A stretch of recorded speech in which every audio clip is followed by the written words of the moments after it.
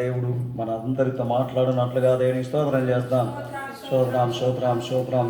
చిన్న ప్రార్థన చేసుకుందాం. పరిశుద్ధుడు అయిన దేవా, ఈ ఉదయకాలం మందు చిన్న మందగా చేరిడైనా నేను స్తుతిస్తుండగా మీరు మా మధ్యలోనికి దిగి వచ్చే ప్రభా, ఒక్కొక్కరితో మాట్లాడినట్లు నీ కృప దయచేయమని అడుగుచున్నాం. చివరి దినాలలో ఉన్నాం ప్రభా, మీరే మాలో ప్రభా ఉండి నా తండ్రి మమ్మల్ని ఒక్కొక్కరిని బలపరచండి, రక్షించండి. మీ దయగలిగిన హస్తానికి అప్పగిస్తున్నాం.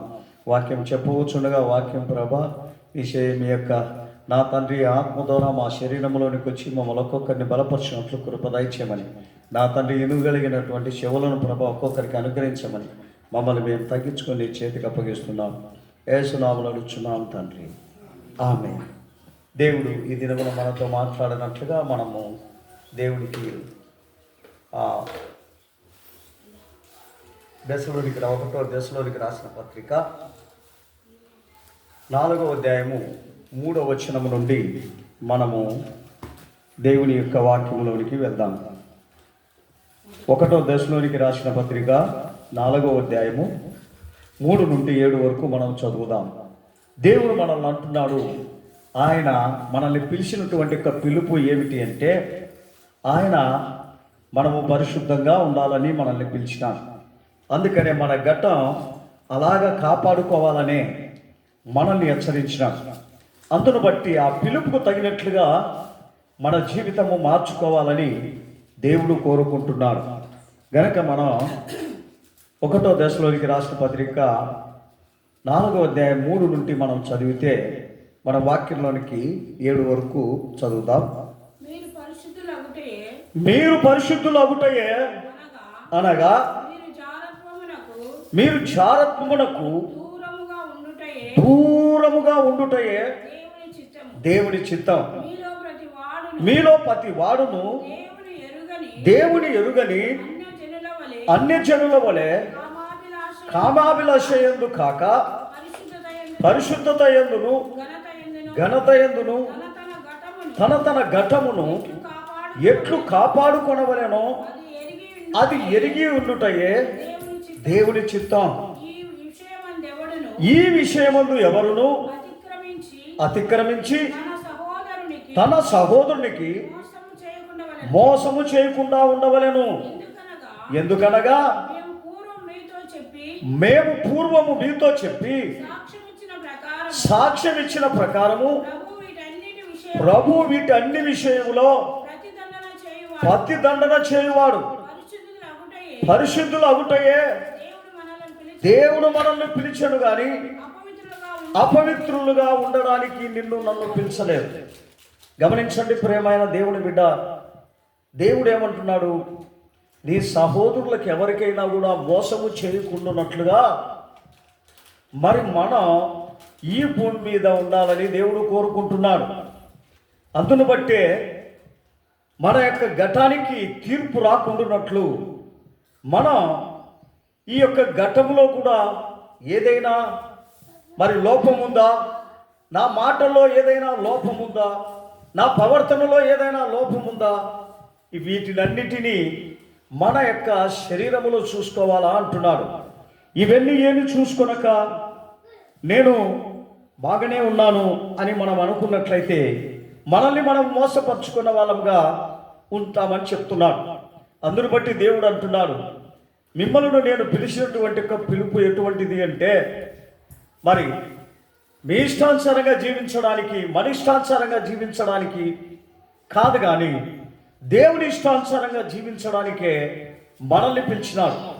ఆయన యొక్క రాజ్యం అది మరి మన ఇష్టానుసారంగా జీవించినప్పుడు అది మనకు దొరకదండి. దేవుని ఇష్టానుసారంగా జీవించినప్పుడే మనకు దొరుకుతుందని ప్రభు సెలవిస్తున్నాడు. అందును బట్టి ఆయన నిన్ను పిలిచినటువంటి పిలుపు ఇదే అని హెచ్చరిస్తూ ఉన్నాడు. అందును బట్టి ఈ చివరి దినాలలో మనం ఉన్నాం. ఏదాన్ని బట్టి మనము ఈ భూమి మీద జీవించాలంటే ఆయన పిలుపుకు తగినట్లుగా జీవితం చేయాలని దేవుడు కోరుకుంటున్నాడు. ఆ జీవితం ఎప్పుడైతే మన దగ్గర లేకుండా ఉన్నట్లయితే దేవునికి మనకు ఏ సంబంధం ఉండదండి. అందును బట్టి దేవుడు అంటున్నాడు, నీకు నాకు సంబంధం కావాలంటే నువ్వు ఫస్ట్ పరీక్షించుకోవాలా అంటాడు. ఏ రీతిగా పరీక్షించుకోవాలా? నా యొక్క మరి స్థితిగతులు అన్నీ కూడా దేవునికి తగినట్లుగా, దేవుని పిలుపుకు తగినట్లుగా జీవిస్తున్నాయా చూసుకోమని ప్రభు మనతో హెచ్చరిస్తున్నాడు. అందుకనే 1 కొరింథీయులకు రాసిన పత్రికలో ఆయన కూడా 1వ అధ్యాయం 2వ వచనంలో కూడా ఆయన మనల్ని హెచ్చరిక చేస్తూ ఉన్నాడు. మరి నా పిలుపు ఎటువంటిది, నా యొక్క ఆలోచన ఎటువంటిది, నా యొక్క మార్గం ఎటువంటిది అనేది మీరందరూ తెలుసుకోవాలని ఆయన మనల్ని వాక్యములతో హెచ్చరిస్తున్నాడు. చదువుదాము. 1 కొరింథీయులకు రాసిన పత్రిక 1:7 వచనం చదువుదాం. 1:2 వచనం. కొరింథీలోనున్న దేవుని సంగమునకు అనగా క్రీస్తు యేసునందు పరిశుద్ధపరచబడిన వారై పరిశుద్ధులుగా ఉండుటకే పిలువబడిన వారికి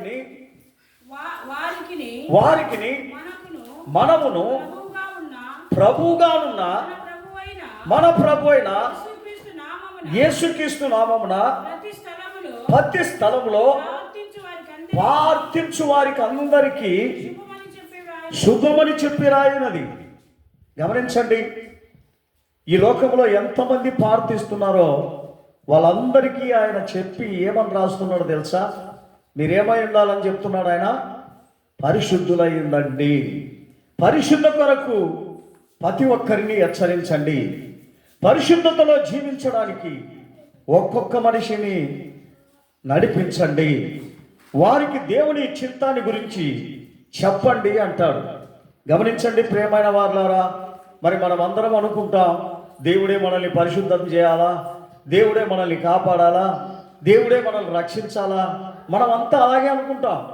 మనం చేస్తున్నది అన్యాయము అక్రమైనప్పటికీ కూడా, మోసమైనప్పటికీ కూడా, దేవునికి విరుద్ధమైన కార్యములు చేస్తున్నప్పటికీ కూడా దేవుడు మనకు మంచి చేయాలని. ఇది ఎంత దౌర్భాగ్య స్థితి, ఎంత మరి దురాలోచన. ఇదే దేవుడు చెప్తున్నాడు. ఇటువంటి యొక్క స్థితి నీకు లేకోకుండా ఆయన నిన్ను హెచ్చరిస్తూ ఉన్నాడు. అందుకనే ఆయన అంటాడు, ఏ రీతిగా మరి నిన్ను నీవు పరిశుద్ధపరచుకోవాలా అంటాడు. లేవియ కాండములో మనం చూసినప్పుడు 20వ అధ్యాయం 7వ వచనంలో అక్కడ కూడా ఈ మాట అంటాడు ఆయన.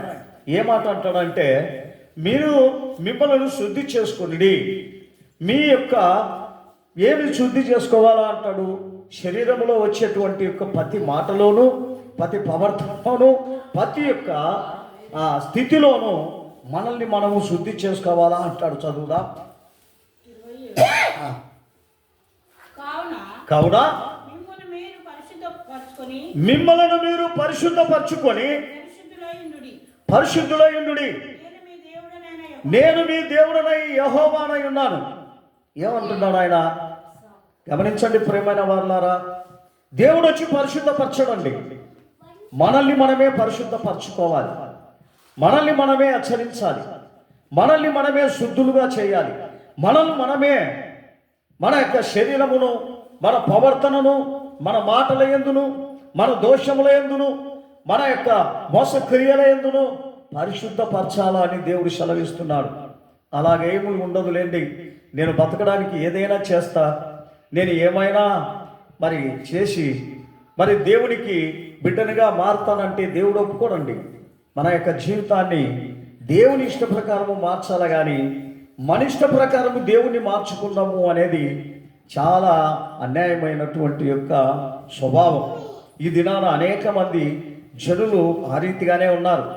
మనం ఎంత తప్పులు చేసినా, ఎన్ని మోసాలు చేసినా, ఎంత దేవుని మాట వినకుండా, దేవుడు మాత్రం మన మాట వినాలి, దేవుడు మాత్రం మనకు మంచి చేయాలి, దేవుడు మాత్రం మనకు అన్ని శుభప్రదమైనటువంటి ఆశీర్వాదాలే ఇవ్వాలని మనము కోరుకుంటాం. ఇది ఎంత దౌర్భాగ్య స్థితి! అది కాదండి. దేవుడు అడుగుతున్నది ఏమిటంటే, నేను ఏ రీతిగా నిన్ను పిలిచినానో ఆ పిలుపుకు తగినట్లుగా నువ్వు నా దగ్గరికి రా అంటున్నాడు. ఆ పిలుపు దగ్గరికి మనం రాకోకుండా మన ఇష్ట ప్రకారము జీవించి, మన ఆలోచన ప్రకారము జీవించి, ప్రభువా నాకు సహాయం చేయి, నన్ను కాపాడు, నా బిడ్డను రక్షించు, నా యొక్క కుమారుని రక్షించు, ఏ రీతిగా ఆ బిడ్డను ఇదిగో ప్రభా నీ సన్నిధానానికి తీసుకొని వస్తాను ప్రభా, ఆ బిడ్డకు సహాయం చేయని అడుగుతామా? అది లేదు. ఆ బిడ్డ పాపంలో ఉండాలి, ఆ బిడ్డ దోషంలో ఉండాలి, ఆ బిడ్డ నరకానికి వెళ్ళాలా, నువ్వు మాత్రం ఆ బిడ్డకు మేలు చేయాలని దేవుణ్ణి అడుగుతావు. ఇదెంత దౌర్భాగ్య స్థితి గమనించండి. ఆ బిడ్డకి హెచ్చరించం. ఆ బిడ్డ పరిశుద్ధంగా ఉండాలి, ఆ బిడ్డ నీతిగా ఉండాలి, ఆ బిడ్డ దేవునికి తగినట్లుగా ఉండాలి అని మనము మన పిల్లలకు హెచ్చరించాం. గమనించండి ప్రియమైన వాళ్ళారా, దేవుడు అదే అంటున్నాడు. నేను మీతో చెప్పినటువంటి జీవితం ఎటువంటిదంటే ఒక పరిశుద్ధమైన జీవితం. ఏమిట్లో పరిశుద్ధమైన జీవితం? ప్రార్థనకు వచ్చే దాంట్లో కాదండి. ప్రతి ప్రవర్తనలోను, ప్రతి మాటలోను, ప్రతి ఒక్క విషయంలోనూ మనము పరిశుద్ధమైన జీవితం చేయాలా అని దేవుడు సెలవిస్తున్నాడు. అవన్నీ నాకు అవసరం లేదు అని అన్నట్లయితే దేవుడు ఏ రీతిగా మనకు సహాయం చేస్తాడని మనం అనుకుంటాం. అందుకనే ఆయన అంటాడు, నా పిలుపుకు మీరు వ్యతిరేకులుగా ఉండకండి అంటాడు. నా యొక్క ఆలోచనకు, నా మాటలకు మీరు వ్యతిరేకులుగా ఉండకూడదు అంటాడు. ఆయన నేను ఏవేవి మీకు చెప్పినానో వాటినన్నిటినీ అనుసరించి నడుచుటయే దేవుడి చిత్తం అంటాడు. ఆ చిత్తములో నడవకోకుండా ప్రభువా ఇదిగో నా కుటుంబాన్ని ఆదరించండి, నా యొక్క స్థితిగతులు అన్నిటినీ క్షేమాభివృద్ధిగా మార్చండి అనడం ఎంత దౌర్భాగ్య స్థితి. అదే దేవుడు అంటున్నాడు, నేను వారికి ఎందుకు శిక్ష పెట్టినా, నేను వారికి ఎందుకు అలాగా నేను వారిని మరి అయ్యే కార్యాలు రాకుండా చేసినా, మరి వాళ్లకు సకలమైన ఆశీర్వాదములు రాకుండా ముయ్యడానికి కారణం ఏమిటి అంటే, వారు నా సన్నిధానానికి రాలేదని, వారిలో నా యొక్క స్థితిగతులు లేవని, వారిలో నా మార్పు లేదని వారికి నేను ఆ శ్రమలు పెట్టిన, ఆ శ్రమలన్నా చూసి నా దగ్గరికి వస్తారేమో అని చెప్పి దేవుణ్ణి నేను కోరుకుంటున్నాను. దేవుడు మనల్ని అడుగుతున్నాడు ఏమిటికంటే, ఈ శ్రమల గురించి తెలిసినప్పుడు నేను దేవుడి దగ్గరికి పోయి శ్రమలు పోగొట్టుకుంటాను అనే నిరీక్షణ మనందరికీ దేవుడు దయచేయాలని, మరి మనకు కూడా అటువంటి గ్రహింపు రావాలని మనం హెచ్చరింప చేయాలి ప్రతి ఒక్కరిని అని దేవుడు సెలవిస్తున్నాడు. అందుకనే తీతుకు రాసిన పత్రిక 2వ అధ్యాయము 14వ వచనం చదువుదాం. తీతుకు రాసిన పత్రిక 2:14 వచనం చదువుదాం. 2:14 తీతుకు రాసిన పత్రిక. ఆయన సమస్తమైన దుర్నీతి నుండి మనలను విమోచించి సత్క్రియలయందు ఆసక్తి గల ప్రజలను తన కోసరము పవిత్రపరుచుకొని తన సొత్తుగా చేసుకొని ఉన్నాడు. చేసుకొనుటకు తన్ను తాను మన కొరకే అర్పించుకొనెను. హల్లెలూయా. గమనించండి ప్రియమైన వారలారా, ఎవరి కోసరం మనల్ని చేసుకునడానికి ఆయన మరణించినాడు? మనల్ని పరిశుద్ధమైన జీవితం చేయడానికి, మనం ఆయన సొత్తుగా ఉండడానికి, ఆయన అడుగుజాడల్లో నడుచుకోవడానికి నిన్ను నన్ను పిలిచినాడండి. అందుకొరకే ఆయన మనకి హెచ్చరిస్తున్నాడు. ఏ రీతిగా నీవు జీవించాలా, ఏ రీతిగా నడుచుకోవాలా, ఏ రీతిగా ప్రవర్తించాలా, ఏ రీతిగా బతకాలా, ఏ రీతిగా మాట్లాడాలా, ఏ రీతిగా నీ జీవితము ఈ భూమి మీద జరగాల అనేది మనకు ఆయన వాక్యం ద్వారా హెచ్చరిస్తున్నాడు. అవన్నీ నాకు అవసరంలే, నాకు ఇచ్చినది ఈ జీవితంలో నా ఇష్టం వచ్చినట్లు నేను జీవిస్తా, పరిశుద్ధత నాకు అవసరంలే, ప్రార్థన అవసరంలే, దేవుని వాక్యము నాకు అవసరంలే అని ఈ భూమి మీద ఉన్నటువంటి జనులు అలాగ బతుకుతూ ఉండి, దేవుడు అన్నీ నాకు మంచి చేయాలి, అన్నీ నాకు ఆశీర్వాదకరంగా చేయాలని మనుషుడు కోరుకుంటున్నాడు. ఇదెంత స్వార్థమో మనము తెలుసుకోవాలి. ప్రభువా, నీ చిత్తము నాకు ఏ రీతిగా ఈ భూమి మీద ఉంచినావో ఆ చిత్తానికి నేను అప్పగిస్తున్నాను, కానీ నా చిత్తము ద్వారా నేను బతకడానికి ఎప్పుడూ ఆలోచన చేయను ప్రభా అని దేవుని చిత్తానికి అప్పగించేటువంటి ఈ ఘట్టాన్ని మీరు సమర్పించమని దేవుడు సెలవిస్తున్నాడే కానీ లేదు ప్రభా, నాకు నా ఇష్ట ప్రకారమే జరగాలి, మరి నీ ఇష్ట ప్రకారము నీ ఆజ్ఞ ప్రకారము నేను గైకొనాల్సిన అవసరం లేదు అని మనుషులు అంటున్నారు. ఇది ఎంత దౌర్భాగ్య స్థితి గమనించండి ప్రియమైన వారలారా. తీతుకు రాసిన పత్రిక 2వ అధ్యాయం 14 వచనం చదువుదాం. అది ఇప్పుడు చదివినావా? దేవునికి స్తోత్రం, హల్లెలూయా. 1 పేతురు 1వ అధ్యాయము 14 నుండి 16 వరకు చదువుదాం. ఇక్కడ నేను ఎట్లున్నా పరిశుద్ధునిగా ఉన్నా, మరి మీరు ఎట్లుండాలా? పరిశుద్ధంగానే ఉండాలి కదా. అందుకని మనం ఎట్లున్నాం? పరిశుద్ధంగా లేకుండా అపవిత్రంగా ఉండాలి. ఇది ఎంత దౌర్భాగ్య స్థితి గమనించండి. నేను ఎలాగున్నానో మీరు అలాగుండాలా అంటాడు. అది దేవుని చిత్తం. చదువుదాం మనము 1:14 1 పేతురు. నేను పరిశుద్ధుడనై ఉన్నాను కనుక మీరును పరిశుద్ధులై ఉండాలా అంటాడు. ఉండుడని రాయబడి ఉన్నది. ఏమంటున్నాడు? చదవాలా? కాగా మీరు విధేయులకు ఎట్లుండాలంటాడు? మీరు విధేయులైన పిల్లలై మీ పూర్ణపు అజ్ఞాన దిశలో మీకుండిన ఆశలను అనుసరించి ప్రవర్తించక మిమ్మును పిలిచిన వాని పరిశుద్ధుడై ఉన్న ప్రకారము మీరును సమస్త ప్రవర్తన యందు పరిశుద్ధులై ఉండుడి. గమనించండి ప్రియమైన వారలారా, సమస్త ప్రవర్తన యందు పరిశుద్ధులై ఉండుడి అంటాడు. ఇటువంటి యొక్క పరిశుద్ధమైన జీవితం మనకు లేకోకుండా ప్రభువా నన్ను రక్షించుము, నన్ను కాపాడుము, నన్ను ఆదరించుము అని మనం అడిగినట్లయితే దానికి అర్థం ఏముంటుంది అండి? ఒక్కసారి ఆలోచన చేయండి. దేవునికి మనం చేయవలసినది చేయక, మనము ఆయన ఆజ్ఞల ప్రకారము ఉండక, మనిష్ట ప్రకారము మనం ఉండి, ప్రభు మనకు అన్ని క్షేమాభివృద్ధికరమైన కార్యాలు చేయాలా అనడం ఎంత దౌర్భాగ్య స్థితి. అదే దేవుడు అంటున్నాడు. అటువంటి యొక్క స్థితిని మరి మనం మానుకోవాలా అంటాడు.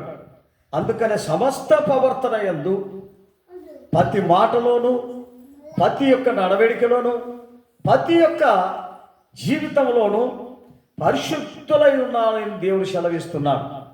ప్రతి ప్రవర్తన యందు అలా ఉండాలని దేవుడు కోరుకుంటున్నాడు.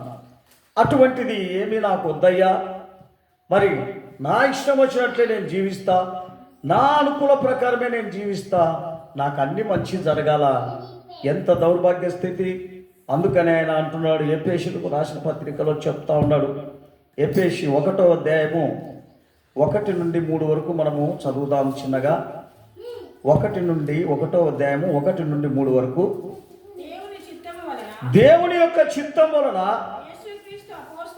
యేసుక్రీస్తు అపోస్తలుడైన పౌలు ఎఫెసులో ఉన్న పరిశుద్ధులకు క్రీస్తు యేసునందు విశ్వాసులైన వారికి శుభమని చెప్పి రాయినది. మన తండ్రి అయిన దేవుని ఉండి ప్రభు అయిన యేసుక్రీస్తు నుండి మీకు కృపయు సమాధానము కలుగునుగాక. మన ప్రభు అయిన యేసుక్రీస్తు యొక్క తండ్రి యొక్క దేవుడు స్తుతింపబడునుగాక. ఆయన క్రీస్తునందు పరలోక విషయములో ఆత్మ సంబంధమైన ప్రతి ఆశీర్వాదమును మనకు అనుగ్రహించెను. గమనించండి ప్రియమైన వారులారా, ఎవరికి అనుగ్రహించినాడు? ఆయన పిలుపుకు తగినట్లుగా జీవించేటువంటి వారికి ఆయన ఇవన్నీ పరలోకము నుండి అనుగ్రహించినాను అంటున్నాడు. వారు భయపడాల్సిన అక్కరలేదు, వారు బాధపడాల్సిన అక్కరలేదు, వాళ్ళు శ్రమపడాల్సిన అక్కరలేదు. దేవుడు వారికి అందరికీ కూడా ఈ ఆశీర్వాదములన్నీ ఉంచి ఉన్నాను అడగాల్సిన అవసరం లేదు. నీవు నిశ్చింతంగా ఉండు, నీ దగ్గరికి తానంతకవే వస్తాయని దేవుడు సెలవిస్తున్నాడు. ఎప్పుడు రాకుండా ఉన్నాయి అంటే అప్పుడు మన మనసు మార్చుకోలేదు అని అర్థం, మన జీవితం మార్చుకోలేదు అని అర్థం, మనలో ఈ భూ సంబంధమైన ఆశలు ఉన్నాయని అర్థం, భూ సంబంధమైనటువంటి గుణగణాలు ఉన్నాయని అర్థం. వాటిని తీసేస్తే దేవుడు సమస్తమును అడగకుండానే నీకు ఇస్తాను అంటున్నాడు. అటువంటి నిరీక్షణతో ఈ భూమి మీద మనము బతకాలని దేవుడు కోరుచున్నాడు. అటువంటి యొక్క జీవితము మనము చేయకోకుండా మనం ఏదో తాత్కాలికమైనటువంటి యొక్క జీవితము చేస్తూ తాత్కాలికమైనటువంటి యొక్క ప్రార్థనలు చేస్తూ దేవునికి కనబడినాం అనుకోండి, మరి ప్రయోజనం ఏముంటుందండి? అందుకనే ప్రభు అంటున్నాడు, నీవు ప్రయోజనకరంగా మార్చబడాలంటే నీ యొక్క జీవితంలో ఒక పరిశుద్ధతను నేను చూడాలని దేవుడు కోరుకుంటున్నాను. ఆ పరిశుద్ధమైనటువంటి యొక్క స్థితిగతులను మనము పరీక్షించాలా అంటాడు. ఇవి నాకేమీ అవసరం లేదు అని మనం ఎలాగ చెప్తే ఎంత దౌర్భాగ్య స్థితి. నేను ఎలాగనో నీ ఆజ్ఞలు గైకొనను గనుక ఆశీర్వాదములే నేను కోరుకుంటాను దయచేయంటే ఎలాగా? దయచేస్తాడని దయచేస్తాడు. దయచేసిన తర్వాత కానీ కొన్నిసార్లు దయచేస్తాడు, కొన్నిసార్లు దయచేయడు. ఎందుకు దయచేస్తాడు? మాట వింటామని దయచేస్తాడు. తర్వాత మాట విననప్పుడు మరి ఇంకా దయచేయకోకుండా ఆగిపోతాయి. అందును బట్టి దేవుడు అంటున్నాడు, నీ కార్యములు ఎల్లప్పుడూ సఫలం కావాలంటే, ఎల్లప్పుడూ నీ కుటుంబం క్షేమాభివృద్ధితో ఉండాలంటే, ఎల్లప్పుడూ దేవుని యొక్క మహిమలో నువ్వు జీవించాలంటే నీ జీవితాన్ని దేవుని యొక్క చిత్తానికి అప్పగించుకోవాలంటాడు. దేవుని యొక్క పిలుపుకు అప్పగించుకోవాలా. నువ్వు ఏ రీతిగా పిలుస్తావో ప్రభా, వాటి ప్రకారము నేను జీవిస్తాననే సిద్ధాంతము మనము దేవుడి మీద ఉంచాలని దేవుడు కోరుకుంటున్నాడు. అందుకనే ఆయన అంటాడు, రోమీలకు రాసిన పత్రిక 1:7 మనం చూసినప్పుడు 1:7 రోమా 1:7 1:7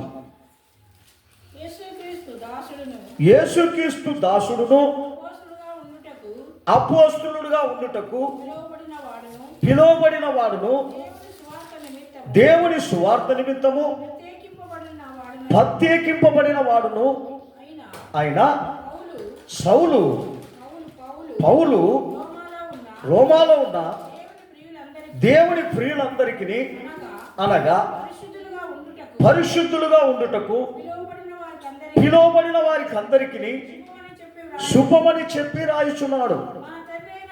మన తండ్రి అయిన దేవుని నుండి ప్రభు అయిన యేసుక్రీస్తు నుండి కృపా సమాధానము మీకు కలుగునుగాక. దేవుడు తన కుమారుడును తన ప్రభు అయిన యేసుక్రీస్తు విషయమైన మా సువార్తను పరిశుద్ధ లేఖనముల యందు తన ప్రవక్తల ద్వారా ముందు వాగ్దానము చేసెను. యేసుక్రీస్తు శరీరమును బట్టి దావీదు సంతానముగా మృతులలో నుండి పునరుత్థానుడు అయినందున పరిశుద్ధాత్మను బట్టి దేవుని కుమారుడుగాను ప్రభావముతో నిరూపింపబడెను. ఈయన నామము నిమిత్తము సమస్త జనులు విశ్వాసమునకు విధేయులగునట్లు ఈయన ద్వారా మేము కృపను అపోస్తలత్వమును పొందితిమి. మీరును వారిలో ఉన్నవారై యేసుక్రీస్తు వారిగా ఉండుటకు పిలువబడి ఉన్నారు.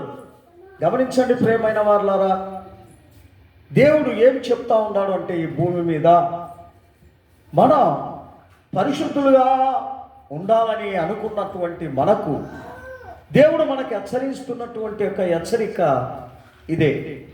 ఏమి హెచ్చరిస్తున్నాడు? ఆయన యొక్క చిత్తమేదో మనం పరీక్షించుకోవాలి. ఆయన యొక్క గుణగణాలేవో మనము చూసుకోవాలి అంటాడు. ఇవి చూసుకోకుండా ఈ పరిశుద్ధతలో ఈ ఆజ్ఞలలో మనము నడవకుండా మన ఇష్టానుసారంగా నడిచి ప్రభువా నీ రాజ్యానికి నేను వస్తాను అంటే దేవుడు నీకు భూలోకంలోనే ఆజ్ఞలు ఇచ్చినాను కదా కుమారుడా, ఈ ఆజ్ఞల ప్రకారం నువ్వు ఎందుకు నడచలేదు? ఈ ఆజ్ఞలు ఎందుకు గైకొనలేదు, ఎందుకు వాటి ప్రకారము నువ్వు జీవించలేదని మనల్ని అడిగినప్పుడు మనం ఏం సమాధానం చెప్తాం? గమనించండి ప్రియమైన వారులారా, అందుకనే ఆయన అంటున్నాడు, నీకు ఇచ్చినటువంటి యొక్క జీవితం ఎలాంటిదంటే ఒక్కసారే ఇది పదే పదే నీకు లేదు. ఒక్కసారి నీకు శ్రేష్టమైన జీవితాన్ని నేను ఇచ్చినాను. ఈ జీవితాన్ని చక్కగా కాపాడుకోమని, చక్కగా నాలో ఎదగమని, చక్కగా నా ఆజ్ఞలు గైకొనమని ప్రభు సెలవిస్తున్నాడండి. మనము అవన్నీ నాకు అక్కర్లేదు, నా యొక్క చిత్తాన్ని నేను నెరవేరుస్తాను, కానీ నీ చిత్త ప్రకారము నడవడానికి నాకు వీలు పడదు అని మనము అన్నామనుకోండి, అప్పుడే కష్టాలు, బాధలు, శ్రమలు, ఇరుకులు, ఇబ్బందులు. గమనించండి ప్రియమైన వాళ్ళారా, ఆదాము ఏది తప్పు చేయలేదండి. ఎప్పుడైతే నా తోటలోనే ఉన్నటువంటి ఆ పండు తినవద్దని చెప్పినప్పుడు అతడు దేవుడి మాటకు వ్యతిరేకించి తిన్నాడో ఆ రోజు నుండి అతనికి శ్రమలు ప్రారంభమైనాయి. ఆ రోజు నుండి ఆ మనుషునికి ఆకలి తప్పులతో ఉన్నాడు. ఆ రోజు నుండి అతడు అనేకమైనటువంటి యొక్క బాధను అనుభవించాల్సిన పరిస్థితి వచ్చింది. ఎందుకొరకు తెలుసా? ఆయన మాట ఎప్పుడైతే మనము తోసేసినామో, ఎప్పుడైతే ఆయన ఆజ్ఞలను తిరస్కరించినామో, అందునిమిత్తము ఈ బాధలన్నీ భరించాల్సిన పరిస్థితి వచ్చారు. అదే మనము దేవుని యొక్క మాటను మనము వ్యతిరేకించక వాటి ప్రకారం ఎప్పుడైతే మనము విధేయులమై జీవిస్తామో, దేవుడు మనకు ఎప్పుడు ఆశీర్వాదంగానే ఉంచుతాడు, ఎప్పుడు తొందర లేకుండానే ఉంచుతాడు, ఎప్పుడు బాధ లేకుండానే ఉంచుతాడు. అందునిమిత్తమే దేవుడు మనల్ని పిలిచినాడు. ఆయన బిడ్డలుగా ఈ భూమి మీద నువ్వు ఆశీర్వాదం మీద ఆశీర్వాదం పొందుచు అనేక మందికి మార్గదర్శులుగా మీరు ఉండుట కొరకు నీకు సమాధానమును, శాంతిని ఇచ్చినాను. అందుకొరకే నా పని చేయడానికి నిన్ను నేను నియమించుకున్నానని ప్రభు సెలవిస్తున్నాడు. గనుక ప్రియమైన దేవుని బిడ్డ, ఈ చివరి దినాలలో నువ్వు ఏ రీతిగా ఉండాలని దేవుడు కోరుకుంటున్నాడు? ప్రభువుకు తగినట్లుగా జీవితమును నేను చేస్తున్నానా అది చూసుకోవడమే మనం దేవుని చిత్తం చేస్తున్నామనే అర్థం. అది చూసుకోనకుండా మన ఇష్టానుసారంగా జీవిస్తూ నేనేదో ప్రార్థనకు పోతా ఉంటే దేవుడు కాపాడాలి, నేను ప్రార్థనకు పోతుంటే దేవుడు రక్షించాలి, నేను ప్రార్థనకు పోతుంటే దేవుడు నన్ను ఉన్నతమైన స్థితిలో పెట్టాలి, ఎలా సాధ్యమండి? గనుక దేవుడు అంటున్నాడు, నా చిత్తము నువ్వు చేస్తే ఏది తక్కువ అడగాల్సిన అక్కరలేదు, నువ్వు ఎదురు చూడాల్సిన అక్కరలేదు. ఆ సమయానికి, ఆ వేళకు, ఆ కాలానికి నేనే నీకు సమృద్ధిగా పంపుతా ఉంటానని చెప్తున్నాను. అటువంటి యొక్క నిరీక్షణలో నేను బతకాలని దేవుడు నిన్ను పిలిచినాడండి. ఎందుకొరకు పిలిచినాడు ఆయన? గమనించండి ప్రియమైన వారులారా, ఆయన బీదగా ఉండడానికి పిలిచినాడా? వ్యాధులుగా ఉండడానికి పిలిచినాడా? శ్రమలు పడతా జీవించడానికి పిలిచినాడా? ఆయన పిలిచినటువంటి ఒక పిలుపు ఏమిటి? ఆయన ఎందుకు పిలిచినాడు? నిన్ను నన్ను ఉన్నతమైన స్థితిలో పెట్టడానికి, పరిశుద్ధంగా ఉండడానికి. అందుకనే ఆయన అంటాడు, ఏమంటాడంటే, నువ్వు నా మాట శ్రద్ధగా వింటే ఇవన్నీ జరుగుతాయి అని. ద్వితీయోపకాండ దేశం 28వ అధ్యాయం 1వ వచనంలో చెప్తా ఉన్నాడు. ద్వితీయోపకాండ దేశం 28వ అధ్యాయం 1వ వచనంలో ఈ మాటలు చెప్తా ఉన్నాడు. నువ్వు శ్రద్ధగా నా మాటలు వింటే, శ్రద్ధగా నా ఆజ్ఞలు గైకొంటే నీకు ఇవన్నీ జరుగుతాయని చెప్తా ఉన్నాడు. చదువుదాం. నీవు నీ దేవుడైన యెహోవా మాట శ్రద్ధగా విని నేను నీకు చూపించిన ఆజ్ఞాపించుచున్న ఆయన ఆజ్ఞలన్నిటినీ అనుసరించి నడిచిన ఎడల నీ దేవుడైన యెహోవా భూమి మీదనున్న సమస్త జనుల కంటే నిన్ను హెచ్చిస్తాను అంటున్నాడు. గమనించండి ప్రియమైన వారులారా, ఏమంటున్నాడు ఆయన? నీవు ఏ ఆజ్ఞలలో నడిస్తే భూమి మీద ఉన్నటువంటి సమస్తమైన జనుల కంటే నిన్ను గొప్పగా చేస్తా, ఈ భూమి మీద మరి ఎవరు నీతో పాటు ఉండలేని అంతటువంటి స్థితిలోనికి నిన్ను నేను నడిపిస్తాను అంటున్నాడు. కారణం ఏంటి? శ్రద్ధగా ఆయన ఆజ్ఞలు గైకొంటే, ఆయన మాటలు వింటే, ఆయన మాటల ప్రకారం జీవిస్తే ఈ కార్యములన్నీ మనకు వస్తాయి అంటున్నాడు. నువ్వు అడగాల్సిన అక్కర్లేదు, నువ్వు ఎదురు చూడాల్సిన అక్కర్లేదు. గమనించండి ప్రియమైన వారలారా, ఈ స్థితి గతులలో నీవు నేను ఉండాలని ప్రభువు నిన్ను నన్ను హెచ్చరిస్తున్నాడు. అందుకొరకే నిన్ను నన్ను పిలిచినాడు. అనాథలుగా, అభాగ్యులుగా, పనికిరాని వాళ్ళంగా మనము దినం ఏడుస్తూ బాధతో వేదనతో వ్యాధులతో బలహీనతలతో ఉండడానికి నిన్ను నన్ను పిలిచలేదండి. ఆయన అటువంటి ఒక పిలుపు ఎటువంటిదంటే, ఆయన మాటలు విన్నవారికి క్షేమాభివృద్ధి కలుగు నిమిత్తం ఆయన అన్నీ చేస్తానంటున్నాడు. అందుకనే నిన్ను పిలిచిన. ఆ పిలుపుకు తగినట్లుగా నువ్వు జీవించక, నీ పిలుపుకు తగినట్లుగా నువ్వు జీవిస్తే ఎంత దౌర్భాగ్య స్థితి.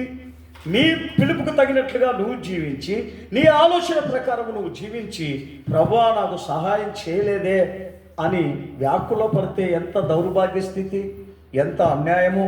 ఒక్కసారి ఆలోచన చేయండి. గనుక మనం ప్రభువుకు తగినట్లుగానే జీవించాలని నిన్ను నన్ను హెచ్చరిస్తున్నాడు.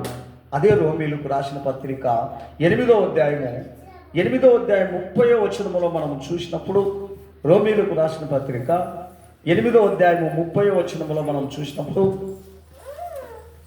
8:30 రోమా, మరియు ఎవరిని ముందుగా నిర్ణయించెనో వారిని పిలిచెను, ఎవరిని పిలిచెనో వారిని నీతిమంతులుగా తీర్చెను, ఎవరిని నీతిమంతులుగా తీర్చెనో వారిని మహిమపరచెను. హల్లెలూయా. గమనించండి ప్రియమైన వారలారా, ఎవరిని పిలిచినాడో ఆయన వాళ్ళని ఏం చేసినాడు, ఎలాంటి స్థితిలో పెట్టినాడంట? అనాథగా పెట్టలేదు, అభాగ్యంగా పెట్టలేదు, వ్యాధికస్తులుగా పెట్టలేదు, శ్రమ పడుతున్న వారిగా పెట్టలేదు, దిగులు పడుతున్న వారిగా పెట్టలేదు. వారిని ఆశీర్వదించడానికి ఆయన పిలిచినాడు అంటున్నాడు. వారు అభాగ్యులుగా ఉండడానికి ఏమాత్రం ఆయనకి ఇష్టం లేదు. వారిని ఉన్నతమైన స్థితిలో పెట్టడానికే నిన్ను నన్ను పిలిచినానని హెచ్చరిస్తున్నాడు. గనుక నీ ఉద్దేశం, నా ఉద్దేశం దేవుని ఎదుట ఎలాంటిదిగా కనబడతా ఉంది? ఒక్కసారి ఆలోచన చేయండి. ప్రభు యొక్క చిత్తములో నేను సంపూర్ణమైనటువంటి యొక్క విశ్వాస జీవితం చేస్తున్నాను, దేవునికి తగినట్లుగా జీవిస్తున్నాను చెప్పగలుగుతావా బిడ్డ? ఒక్కసారి ఆలోచన చేయి. అటువంటిది ఏది చెప్పలేని యొక్క స్థితిలో నువ్వు కనబడినట్లయితే గమనించండి, ఏ స్థితిలో దేవుడు నన్ను నిన్ను ఆశీర్వదిస్తాడు. గమనించండి, ఈరోజు దరిద్రంగా ఉండడానికి కారణం, బలహీనులుగా ఉండడానికి కారణం, వ్యాధికస్తులుగా ఉండడానికి కారణం, అనుకున్న కార్యము నెరవేరకోకుండా ఉండడానికి కారణం, మనము దేవుని యొక్క చిత్తములో కరెక్ట్గా నడసలేని దాన్ని బట్టే, కరెక్ట్గా ఆయన యొక్క మార్గము ఎతకలేని దాన్ని బట్టే ఈరోజు మన జీవితం ఇలాగా భయంకరమైన స్థితిలో కనబడతా ఉంది. ఆ స్థితిని లేకుండా చేసుకోవాలంటే ఇప్పుడే మనము దేవునికి అప్పగిస్తాం. దేవుని ఆలోచనకు, దేవుని మాటలకు చెవి ఎగ్గుదాం. దేవా, నీ చిత్తం చేసేటువంటి ఒక బిడ్డగా నన్ను ఈ భూమి మీద మార్చు ప్రభా. నా చిత్తము ఈ భూమి మీద నెరవేరకూడదు ప్రభా, నీ చిత్తము నాలో నెరవేరాలి ప్రభా, నీ ఆలోచన నెరవేరాలి ప్రభా, నీ యొక్క పరిశుద్ధత నాలో కనబడాలి ప్రభా. సకల జనులకు ప్రభా నీ మహిమను నేను తెచ్చే బిడ్డగా నా తండ్రి అందరికీ కనబడాలి ప్రభా అని మనము ఆయనకు ఏమి చెప్పాలనుకుంటున్నాడు, వాగ్దానం చేయాలనుకుంటున్నాడు. ఆ వాగ్దానానికి తగినట్లుగా నువ్వు జీవించాలనే నిన్ను నన్ను పిలిచినాడు. ప్రేమైన దేవుని బిడ్డ, అటువంటి యొక్క పిలుపుకు తగినట్లుగా ఈ దినాన నువ్వు జీవిస్తున్నావా? అలాగ జీవించడానికే ఇదిగో దేవుని యొక్క సన్నిధానానికి నేను వచ్చినాం. గనుక వచ్చినటువంటి యొక్క ఉద్దేశం దేవుడు హెచ్చరిస్తున్నాడు. నా ఉద్దేశం ఇది, నీ ఉద్దేశం ఏమిటి? నీ యొక్క స్థితిగతులు ఏమిటి? నీ ఆలోచన ఏమిటి? ఒక్కసారి నువ్వు ఆలోచన చేసుకోమని దేవుడు సెలవిస్తున్నాడు.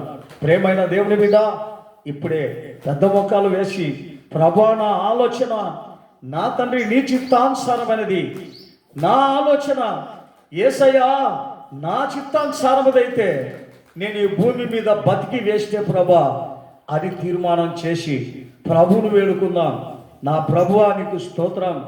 ఈ భూమిని ఆకాశాన్ని ప్రభా తాత్కాలికము నమ్ముకున్న ప్రభా ఇదంతా నయమైపోతా ఉంది. అందులో నేను కూడా నయమైపోకుండా ఉండాలంటే నీ ఆజ్ఞలు నీ తట్టు నేను చూపాలా ప్రభా. నా యొక్క స్థితిగతులన్నీ కూడా నీ ఆలోచన ప్రకారం జీవించాలా ప్రభా. తీర్మానం చేస్తాం. ప్రభు యొక్క సన్నిధానములో మనము తీర్మానం చేసినట్లయితే నిశ్చయముగా దేవుడు నీకు సహాయం చేస్తానంటున్నాను. నమ్మినాను.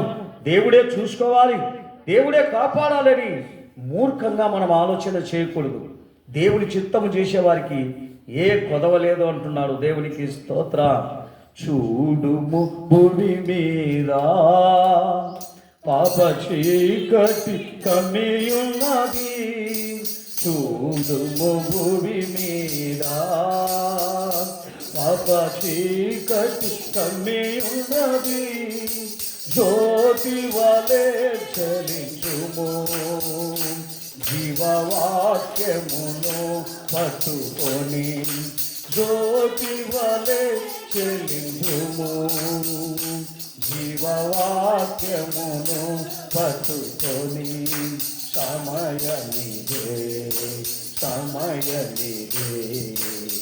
సంగమ సమయమిదే, చీయోడులో చేరుటకు సంగమ సమయమిదే, చీయోనులో చేరుటకు సంగమ సమయమిదే. ఆమేన్ ఆమేన్. నిశ్చయా ఓ వికర బల శరీర బల కర బల కతుర రాజానికి స్తోత్రం స్తోత్రం స్తోత్రం స్తోత్రం స్తోత్రం. ప్రైసలాడ్ ప్రైసలాడ్ ప్రైసలాడ్. దేవుడు ఇంతవరకు మనల్ని హెచ్చరించిన కృపను బట్టి దేవునికి స్తోత్రం చేస్తాం. ప్రైసలాడ్ ప్రైసలాడ్ ప్రైసలాడ్. చిన్న ప్రార్థన చేసుకుందాం. పరిశుద్ధుడైన దేవా, ఇదిగో నాయన ప్రభా, మా పాప జీవితం, మా కాలం గతించిన కాలమే చాలు ప్రభా. ఇక మీద నుండి మా యొక్క జీవితాలు ఒక పరిశుద్ధంగాను నీ పిలుపుకు తగినట్లుగా జీవించేటువంటి జీవితం మాకు ఒక్కొక్కరికి దయచేయండి. వచ్చిన బిడ్డలను ఎవరిని కూడా ప్రభా నరకానికి తోసివేయకుండా ప్రభా నీ రాజ్యంలో ఇదిగో నాయన యుగాయుగములు జీవించినట్లు ప్రభా నీ మాటలు గైకొని నీ చిత్త ప్రకారం మా జీవితాలను నడిపించడానికి సరిపడ శక్తి బలమును మాకు ఒక్కొక్కరికి అనుగ్రహించమని అడుగుతున్నాం. త్వరలో మీరు రాబోతున్నారు ప్రభా. ఆ నిత్య రాకడకు మేమందరము సిద్ధపడి నీ యొక్క రాజ్యంలో చేరడానికి సరిపడ శక్తి బలాన్ని ప్రభా మీరే అనుగ్రహించమని మమ్మల్ని మేము తగ్గించుకుంటూ నీ దయగలిగిన స్థానికి అప్పగిస్తున్నాం. యేసునామములో అడుగుచున్నాం తండ్రి, ఆమేన్. స్తోత్రం స్తోత్రం స్తోత్రం. నా ప్రాణమా యెహోవాను సన్నతించుము, నా అంతరంగున సమస్తమైన పరిశుద్ధ నామమును సన్నతించుము. నా ప్రాణమా యెహోవాను సన్నతించుము, ఆయన చేసిన ఉపకారములలో దేనిని మరొకము. అందరూ దేవునికి స్తోత్రం చేస్తాం. స్తోత్రం స్తోత్రం స్తోత్రం స్తోత్రం. హల్లెలూయా హల్లెలూయా హల్లెలూయా. అందరికీ స్తోత్రం. Praise the lord.